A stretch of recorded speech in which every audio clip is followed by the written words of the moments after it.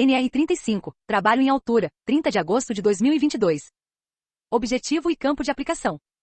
Esta norma estabelece os requisitos mínimos e as medidas de proteção para o trabalho em altura, envolvendo o planejamento, a organização e a execução, de forma a garantir a segurança e a saúde dos trabalhadores envolvidos direta ou indiretamente com esta atividade.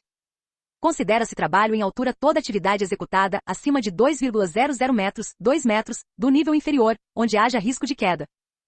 Esta norma se complementa com as normas técnicas oficiais estabelecidas pelos órgãos competentes, na ausência ou omissão dessas, com as normas internacionais aplicáveis. Responsabilidades. Cabe ao empregador garantir a implementação das medidas de proteção estabelecidas nesta norma. Assegurar a realização da análise de risco, AR, e, quando aplicável, a emissão da permissão de trabalho, PT. Desenvolver procedimento operacional para as atividades rotineiras de trabalho em altura. Assegurar a realização de avaliação prévia das condições no local do trabalho em altura, pelo estudo, planejamento e implementação das ações e das medidas complementares de segurança aplicáveis. Adotar as providências necessárias para acompanhar o cumprimento das medidas de proteção estabelecidas nesta norma pelas empresas contratadas. Garantir aos trabalhadores informações atualizadas sobre os riscos e as medidas de controle. Garantir que qualquer trabalho em altura só se inicie depois de adotadas as medidas de proteção definidas nesta norma. Assegurar a suspensão dos trabalhos em altura quando verificar situação ou condição de risco não prevista, cuja eliminação ou neutralização imediata não seja possível. Estabelecer uma sistemática de autorização dos trabalhadores para trabalho em altura. Assegurar que todo trabalho em altura seja realizado sob supervisão, cuja forma será definida pela análise de riscos de acordo com as peculiaridades da atividade. Assegurar a organização e o arquivamento da documentação prevista nesta norma. Cabe aos trabalhadores cumprir as disposições legais e regulamentares sobre trabalho em altura, inclusive os procedimentos expedidos pelo empregador. Colaborar com o empregador na implementação das disposições contidas nesta norma. Zelar pela sua segurança e saúde, e a de outras pessoas que possam ser afetadas por suas ações ou omissões no trabalho. Capacitação e treinamento. Considera-se trabalhador capacitado para trabalho em altura aquele que foi submetido e aprovado em treinamento, teórico e prático, com carga horária mínima de 8 horas, cujo conteúdo programático deve, no mínimo, incluir a. Normas e regulamentos aplicáveis ao trabalho em altura. Análise de risco e condições impeditivas. Riscos potenciais inerentes ao trabalho em altura e medidas de prevenção e controle. Sistemas, equipamentos e procedimentos de proteção coletiva. Equipamentos de proteção individual para trabalho em altura, seleção, inspeção, conservação e limitação de uso. Acidentes típicos em trabalhos em altura. Condutas em situações de emergência, incluindo noções de técnicas de resgate e de primeiros socorros. O treinamento periódico bienal deve ter carga horária mínima de 8 horas, conforme conteúdo programático definido pelo empregador. O treinamento deve ser ministrado por instrutores com comprovada proficiência no assunto, sob a responsabilidade de profissional qualificado em segurança no trabalho. Planejamento, organização e execução. Todo trabalho em altura deve ser planejado, organizado e executado por trabalhador capacitado e autorizado. Considera-se trabalhador autorizado para trabalho em altura aquele capacitado, cujo estado de saúde foi avaliado, tendo sido considerado apto para executar essa atividade, e que possua anuência formal da empresa. Cabe ao empregador avaliar o estado de saúde dos trabalhadores que exercem atividades em altura, garantindo que os exames e a sistemática de avaliação sejam partes integrantes do programa de Controle Médico de Saúde Ocupacional, PCMSO, devendo estar nele consignados. A avaliação seja efetuada periodicamente, considerando os riscos envolvidos em cada situação. Seja realizado exame médico voltado às patologias que poderão originar mal súbito e queda de altura, considerando também os fatores psicossociais. A aptidão para trabalho em altura deve ser consignada no atestado de saúde ocupacional do trabalhador. A empresa deve manter cadastro atualizado que permita conhecer a abrangência da autorização de cada trabalhador para trabalho em altura. No planejamento do trabalho devem ser adotadas, de acordo com a seguinte hierarquia: medidas para evitar o trabalho em altura, sempre que existir meio alternativo de execução. Medidas que eliminem o risco de queda dos trabalhadores, na impossibilidade de execução do trabalho de outra forma. Medidas que minimizem as consequências da queda, quando o risco de queda não puder ser eliminado. Todo trabalho em altura deve ser realizado sob supervisão, cuja forma será definida pela análise de risco de acordo com as peculiaridades da atividade. A execução do serviço deve considerar as influências externas que possam alterar as condições do local de trabalho, já previstas na análise de risco. Todo trabalho em altura deve ser precedido de análise de risco. A análise de risco deve, além dos riscos inerentes ao trabalho em altura, considerar o local em que os serviços serão executados e seu entorno, o isolamento e a sinalização no entorno da área de trabalho, O estabelecimento dos sistemas e pontos de ancoragem. As condições meteorológicas adversas. A seleção, inspeção, forma de utilização e limitação de uso dos sistemas de proteção coletiva e individual, atendendo às normas técnicas vigentes, às orientações dos fabricantes e aos princípios da redução do impacto e dos fatores de queda. O risco de queda de materiais e ferramentas. Os trabalhos simultâneos que apresentem riscos específicos. O atendimento aos requisitos de segurança e saúde contidos nas demais normas regulamentadoras. Os riscos adicionais. As condições impeditivas. As situações de emergência e o planejamento do resgate e primeiros socorros, de forma a reduzir o tempo da suspensão inerte do trabalhador. A necessidade de sistema de comunicação. A forma de supervisão. Para atividades rotineiras de trabalho, em altura a análise de risco pode estar contemplada no respectivo procedimento operacional. Os procedimentos operacionais para as atividades rotineiras de trabalho em altura devem conter, no mínimo, as diretrizes e requisitos da tarefa, as orientações administrativas, o detalhamento da tarefa, as medidas de controle dos riscos características à rotina, as condições impeditivas, os sistemas de proteção coletiva e individual necessários, as competências e responsabilidades. As atividades de trabalho em altura não rotineiras devem ser previamente autorizadas mediante permissão de trabalho. Para as atividades não rotineiras, as medidas de controle devem ser evidenciadas na análise de risco e na permissão de trabalho. A permissão de trabalho deve ser emitida, aprovada pelo responsável pela autorização da permissão, disponibilizada no local de execução da atividade e, ao final, encerrada e arquivada de forma a permitir sua rastreabilidade. A permissão de trabalho deve conter os requisitos mínimos a serem atendidos para a execução dos trabalhos, as disposições e medidas estabelecidas na análise de risco, a relação de todos os envolvidos e suas autorizações.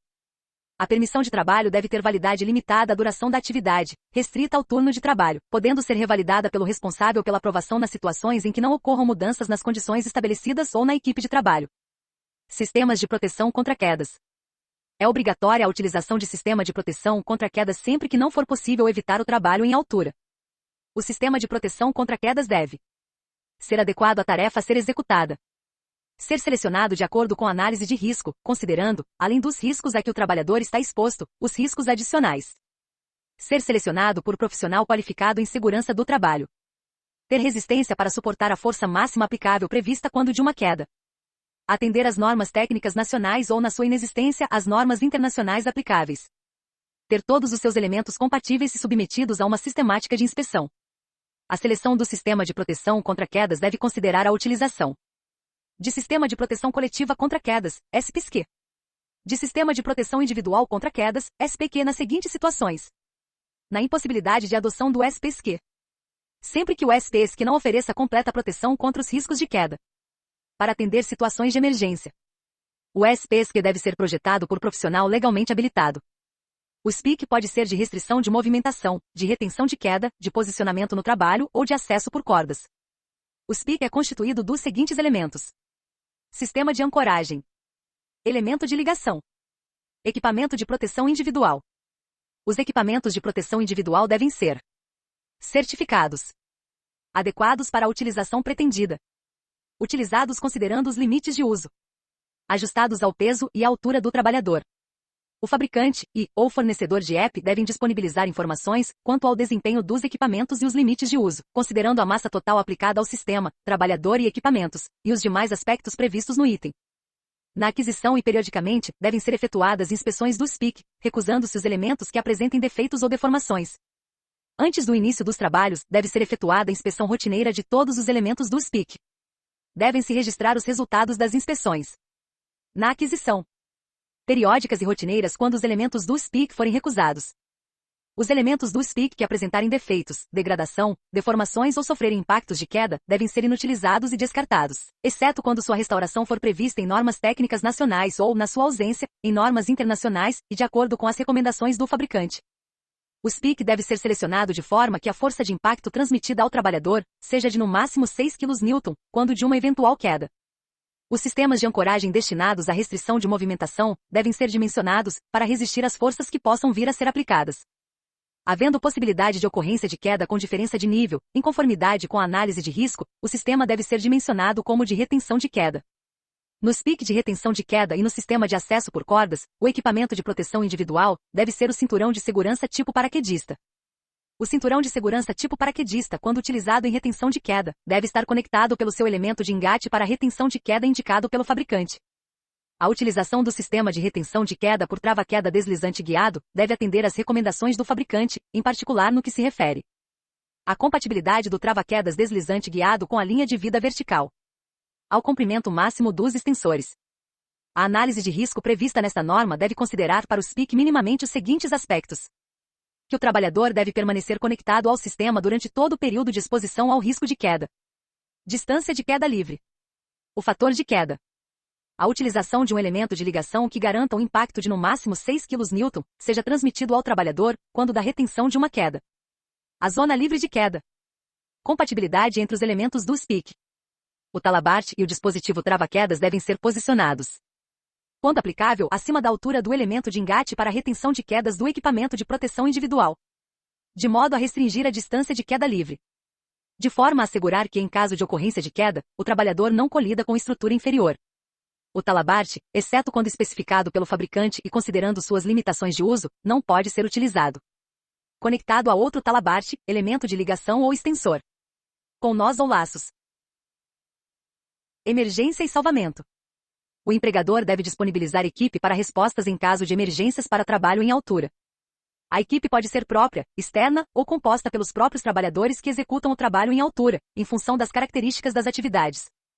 O empregador deve assegurar que a equipe possua os recursos necessários para as respostas a emergências. As ações de respostas às emergências que envolvam o trabalho em altura devem constar do plano de emergência da empresa. As pessoas responsáveis pela execução das medidas de salvamento devem estar capacitadas a executar o resgate, prestar primeiros socorros e possuir aptidão física e mental compatível com a atividade a desempenhar. Glossário. Absorvedor de energia. Elemento com função de limitar a força de impacto transmitida ao trabalhador pela dissipação da energia cinética. Análise de risco, AR. Avaliação dos riscos potenciais, suas causas, consequências e medidas de controle. Ancoragem estrutural. Elemento fixado de forma permanente na estrutura, no qual um dispositivo de ancoragem ou um app pode ser conectado. Atividades rotineiras, atividades habituais, independente da frequência, que fazem parte do processo de trabalho da empresa. Avaliação de conformidade, demonstração de que os requisitos especificados em norma técnica relativos a um produto, processo, sistema, pessoa são atendidos. Certificação. Atestação por organismo de avaliação de conformidade relativa a produtos, processos, sistemas ou pessoas de que o atendimento aos requisitos especificados em norma técnica foi demonstrado. Certificado, que foi submetido à certificação. Cinturão de segurança tipo paraquedista, equipamento de proteção individual utilizado para trabalhos em altura onde haja risco de queda, constituído de sustentação na parte inferior do peitoral, acima dos ombros e envolta nas coxas. Condições impeditivas, situações que impedem a realização ou continuidade do serviço que possam colocar em risco a saúde ou a integridade física do trabalhador. Dispositivo de ancoragem, dispositivo removível da estrutura, projetado para utilização como parte de um sistema pessoal de proteção contra queda, cujos elementos incorporam um ou mais pontos de ancoragem fixos ou móveis. Distância de frenagem, distância percorrida durante a atuação do sistema de absorção de energia, normalmente compreendida entre o início da frenagem e o término da queda. Distância de queda livre, distância compreendida entre o início da queda e o início da retenção. Elemento de engate, elemento de um cinturão de segurança para conexão de um elemento de ligação. Elemento de engate para retenção de quedas, elemento de engate projetado para suportar força de impacto de retenção de quedas, localizado na região dorsal ou peitoral. Elemento de fixação, elemento destinado a fixar componentes do sistema de ancoragem entre si. Elemento de ligação, elemento com a função de conectar o cinturão de segurança ao sistema de ancoragem, podendo incorporar um absorvedor de energia, também chamado de componente de união. Equipamentos auxiliares, equipamentos utilizados nos trabalhos de acesso por corda que completam o cinturão tipo paraquedista, talabarte, trava-quedas e corda, tais como conectores, bloqueadores, anéis de cintas têxteis, polias, descensores, ascensores, dentre outros. Estrutura. Estrutura artificial ou natural utilizada para integrar o sistema de ancoragem, com capacidade de resistir aos esforços desse sistema. Extensor, componente ou elemento de conexão de um trava-quedas deslizante guiado. Fator de queda, razão entre a distância que o trabalhador percorreria na queda e o comprimento do equipamento que irá detê-lo. Força de impacto, força dinâmica gerada pela frenagem de um trabalhador durante a retenção de uma queda. Força máxima aplicável, maior força que pode ser aplicada em um elemento de um sistema de ancoragem. Influências externas, variáveis que devem ser consideradas na definição e seleção das medidas de proteção para a segurança das pessoas, cujo controle não é possível implementar de forma antecipada. Operação assistida. Atividade realizada sob supervisão permanente de profissional com conhecimentos para avaliar os riscos nas atividades e implantar medidas para controlar, minimizar ou neutralizar tais riscos. Permissão de trabalho, PT. Documento escrito contendo conjunto de medidas de controle, visando ao desenvolvimento de trabalho seguro, além de medidas de emergência e resgate. Ponto de ancoragem. Parte integrante de um sistema de ancoragem onde o equipamento de proteção individual é conectado. Profissional legalmente habilitado. Trabalhador previamente qualificado e com registro no competente conselho de classe. Riscos adicionais. Todos os demais grupos ou fatores de risco, além dos existentes no trabalho em altura, específicos de cada ambiente ou atividade que, direta ou indiretamente, possam afetar a segurança e a saúde no trabalho. Sistema de acesso por cordas. Sistema de trabalho em que são utilizadas cordas como meio de acesso e como proteção contra quedas. Sistema de posicionamento no trabalho. Sistema de trabalho configurado para permitir que o trabalhador permaneça posicionado no local de trabalho, total ou parcialmente suspenso, sem o uso das mãos. Sistema de proteção contra quedas, SQ. Sistema destinado a eliminar o risco de queda dos trabalhadores ou a minimizar as consequências da queda. Sistema de restrição de movimentação, SPQ, que limita a movimentação de modo que o trabalhador não fique exposto a risco de queda. Sistema de retenção de queda, SPQ, que não evita a queda, mas a interrompe depois de iniciada, reduzindo as suas consequências. Suspensão inerte, situação em que um trabalhador permanece suspenso pelo sistema de segurança, até o momento do socorro. Talabarte, dispositivo de conexão de um sistema de segurança, regulável ou não, para sustentar, posicionar e ou limitar a movimentação do trabalhador. Trabalhador qualificado, trabalhador que comprove conclusão de curso específico, para sua atividade em instituição reconhecida pelo sistema oficial de ensino. Trava-queda, dispositivo de segurança para proteção do usuário contra quedas em operações com movimentação vertical ou horizontal, quando conectado com cinturão de segurança para proteção contra quedas. Zona livre de queda, ZLQ, região compreendida entre o ponto de ancoragem e o obstáculo inferior mais próximo contra o qual o trabalhador possa colidir em caso de queda, tal como o nível do chão ou o piso inferior. Anexo I. Acesso por cordas. Campo de aplicação. Para fins desta norma regulamentadora, considera-se acesso por corda técnica de progressão, utilizando cordas, com outros equipamentos para ascender, descender ou se deslocar horizontalmente, assim como para posicionamento no local de trabalho, normalmente incorporando dois sistemas de segurança fixados de forma independente, um como forma de acesso, e o outro como corda de segurança utilizado com cinturão de segurança tipo paraquedista. Em situações de trabalho em planos inclinados, a aplicação deste anexo deve ser estabelecida por análise de risco. As disposições deste anexo não se aplicam nas seguintes situações: atividades recreacionais, esportivas e de turismo de aventura. Arboricultura. Serviços de atendimento de emergência destinados a salvamento e resgate de pessoas que não pertençam à própria equipe de acesso por corda. Execução das atividades. As atividades com acesso por cordas devem ser executadas de acordo com procedimentos em conformidade com as normas técnicas nacionais vigentes. Por trabalhadores certificados em conformidade com normas técnicas nacionais vigentes de certificação de pessoas. Por equipe constituída de pelo menos 2 trabalhadores, sendo um deles o supervisor. Durante a execução da atividade, o trabalhador deve estar conectado a pelo menos 2 cordas em pontos de ancoragem independentes. A execução da atividade com o trabalhador conectado, apenas uma corda pode ser permitida se atendidos cumulativamente aos seguintes requisitos. For evidenciado na análise de risco que o uso de uma segunda corda gera um risco superior. Sejam implementadas medidas suplementares, previstas na análise de risco, que garantam um desempenho de segurança no mínimo equivalente ao uso de 2 cordas. Equipamentos e cordas.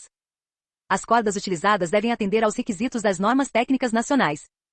Os equipamentos auxiliares utilizados devem ser certificados de acordo com normas técnicas nacionais ou, na ausência dessas, de acordo com normas técnicas internacionais. Na inexistência de normas técnicas internacionais, a certificação por normas estrangeiras pode ser aceita desde que atendidos aos requisitos previstos na norma europeia.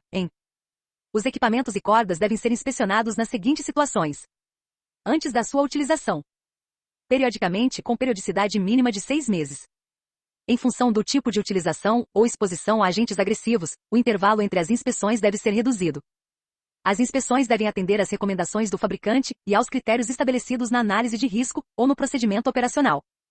Todo equipamento ou corda que apresente defeito, desgaste, degradação ou deformação deve ser recusado, inutilizado e descartado. A análise de risco deve considerar as interferências externas que possam comprometer a integridade dos equipamentos e cordas. Quando houver exposições a agentes químicos que possam comprometer a integridade das cordas ou equipamentos, devem ser adotadas medidas adicionais em conformidade com as recomendações do fabricante, considerando as tabelas de incompatibilidade dos produtos identificados com as cordas e equipamentos. Nas atividades nas proximidades de sistemas energizados ou com possibilidade de energização, devem ser adotadas medidas adicionais. As inspeções devem ser registradas. Na aquisição. Periodicamente. Quando os equipamentos ou cordas forem recusados. Os equipamentos utilizados para acesso por corda devem ser armazenados e mantidos conforme recomendação do fabricante ou fornecedor. Resgate. A equipe de trabalho deve ser capacitada para autorresgate e resgate da própria equipe. Para cada frente de trabalho, deve haver um plano de resgate dos trabalhadores. Condições impeditivas. Além das condições impeditivas identificadas na análise de risco, o trabalho de acesso por corda deve ser interrompido imediatamente em caso de ventos superiores a 40 km por hora. Pode ser autorizada a execução de trabalho em altura, utilizando acesso por cordas em condições com ventos superiores a 40 km por hora e inferiores a 46 km por hora, desde que atendidos os seguintes requisitos. Justificar a impossibilidade do adiamento dos serviços mediante documento assinado pelo responsável pela execução dos serviços. Elaborar análise de risco complementar com avaliação dos riscos, suas causas, consequências e medidas de controle, efetuada por equipe multidisciplinar coordenada por profissional qualificado em segurança do trabalho, ou na inexistência deste, pelo responsável pelo cumprimento desta norma, anexada à justificativa, com as medidas de proteção adicionais aplicáveis, assinada por todos os participantes. Implantar medidas adicionais de segurança que possibilitem a realização das atividades. Ser realizada mediante operação assistida pelo supervisor das atividades. Anexo 2º. Sistemas de ancoragem. Campo de aplicação. Este anexo se aplica ao sistema de ancoragem, definido como um conjunto de componentes, integrante de um sistema de proteção individual contra quedas, SPIC, que incorpora um ou mais pontos de ancoragem, aos quais podem ser conectados equipamentos de proteção individual, EP, contra quedas, diretamente ou por meio de outro componente, e projetado para suportar as forças aplicáveis. Os sistemas de ancoragem tratados neste anexo podem atender às seguintes finalidades: retenção de queda, restrição de movimentação, posicionamento no trabalho, acesso por corda.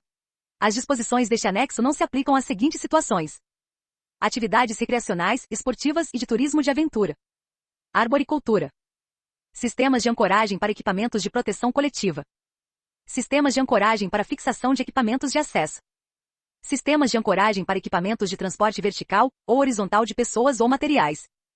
Componentes do sistema de ancoragem. O sistema de ancoragem pode apresentar seu ponto de ancoragem diretamente na estrutura, na ancoragem estrutural, no dispositivo de ancoragem. A estrutura integrante de um sistema de ancoragem deve ser capaz de resistir à força máxima aplicável. A ancoragem estrutural e os elementos de fixação devem ser projetados e construídos sob responsabilidade de profissional legalmente habilitado. Atender às normas técnicas nacionais ou, na sua inexistência, às normas internacionais aplicáveis. Os pontos de ancoragem da ancoragem estrutural devem possuir marcação realizada pelo fabricante ou responsável técnico contendo, no mínimo, a identificação do fabricante, número de lote de série ou outro meio de rastreabilidade, número máximo de trabalhadores conectados simultaneamente ou força máxima aplicável.